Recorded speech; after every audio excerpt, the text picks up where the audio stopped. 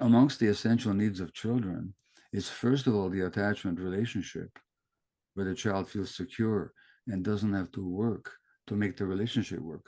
Mhm. The parent, that's what Gordon calls rest. Yeah. And then we also have a need for healthy development, which is to be able to experience all our feelings and emotions. And and our brains are wired for many emotions, anger being one of them, fear, grief, curiosity, seeking.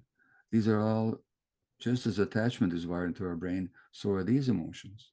And a developmental need of the child is to be able to experience those emotions, Yeah. express them, and have them understood and validated by the parents. Yeah.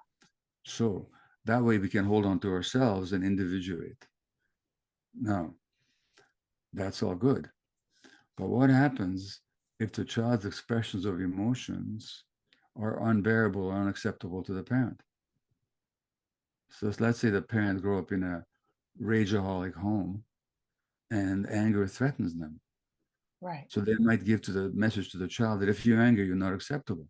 Right. As a matter of fact, there's a very famous Canadian psychologist who I quote in the book who says an angry child should be made to sit by themselves until they come back to normal. In other words, anger is not normal in a child, and the child is not acceptable to me in a state of anger. Now, here's the thing: if you're a parent and if you don't make your kid angry, you're probably not doing your job because Right. because he's gonna be frustrated. Yeah. Children can't differentiate between their needs and their desires. A lot of us as adults can't even make that differentiation. But children can't. So child wants a cookie or a chocolate bar before dinner. If you're a good parent, you're gonna say no. Next thing is you got a frustrated kid and a tantrum. Nothing wrong with that. There's ways to handle that. But if you give the message that if you're angry, you're not going to be in my presence and I'm not going to accept you, what will the child do? The attachment relationship is essential for their survival.